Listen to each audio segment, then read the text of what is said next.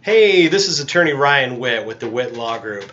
We resolve a ton of cases each year in Kitsap County and Pierce County, and the majority of the cases we resolve are through something called a Pre-Trial Diversion Agreement, or PDA.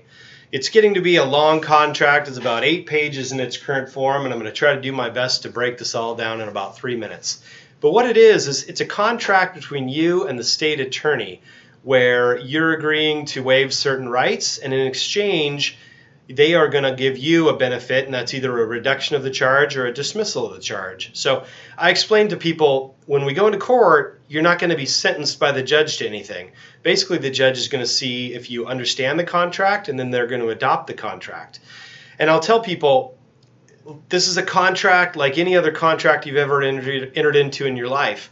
You know, there's a good side to you, and there's a good side to the state. And it's kind of like buying a motorcycle. So if a dude buys a motorcycle, you give the guy $3,000, he rolls you the motorcycle, you can kind of see the two-way street and how they both benefit. So it's clear what the benefit is in the PDA to the defendant, because I can explain to them, well, you're getting the case reduced down to a neg 1, or you're getting your theft case dismissed. So that's the clear benefit. But you got to think, okay, since it's a contract, how does the state attorney benefit? And they do, or else they wouldn't enter into this. The benefit to the state attorney is, and to understand this, we got to go all the way back to the date of the arraignment. At the date of your arraignment, you enter a plea of not guilty. And when you plead not guilty, it means all your rights remain intact.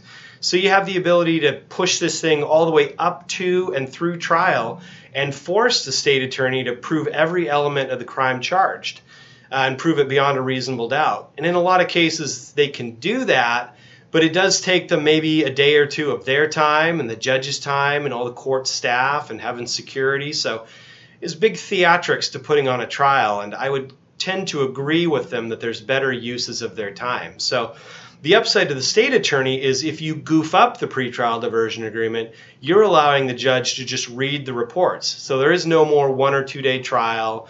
There's no more, me or your defense attorney jumping up and down saying they didn't meet the elements. It's just the judge reads your reports and decides on whether or not they're going to convict you. And 99 times out of 100, it seems like they do. So that's the contract benefit for the state attorney. So that's what a pretrial diversion agreement is in a nutshell. It's an agreed speedy trial waiver and waiver of rights. And in exchange, when you complete all the terms, they either dismiss the case with prejudice or reduce it to a lesser charge. So part 2 of the question of, what is a PDA and is it beneficial to me is, should I, as the defendant, be entering into a PDA? And that's really a case-by-case analysis.